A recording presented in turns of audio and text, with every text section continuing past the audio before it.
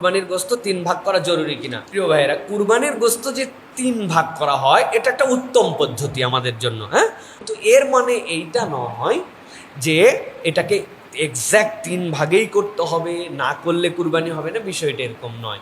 বরং আপনার নেসেসিটি আছে, আমার পরিবার বড়, হ্যাঁ, আমি নিজেই দেখা যাচ্ছে যে যেটুকু অংশ পেয়েছি এটাতে আমি দিয়ে দিলে আমার পরিবারের কাছে সেটা ফুলফিল হবে না, আপনি পুরোটা খেয়ে ফেলতে পারেন।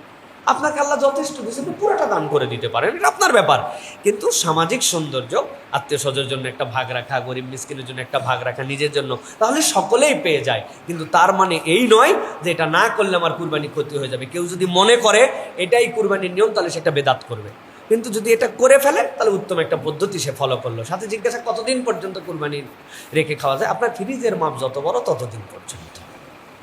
বড় ফ্রিজ হলে আপনি এই বলতেছেন এই কুরবানি চলে আসলো, বাইর করো গত বছর কুরবানিগুলো, ফ্রিজ পরিষ্কার করো, আবার কুরবানি দেওয়া লাগবে, এরকম মেন্টালিটি যদি হয়, ইটস ভেরি ব্যাড প্র্যাকটিস। কিন্তু এটার জন্য কোনো হদ নাই যে এতদিন পর্যন্ত খেতে পারবেন।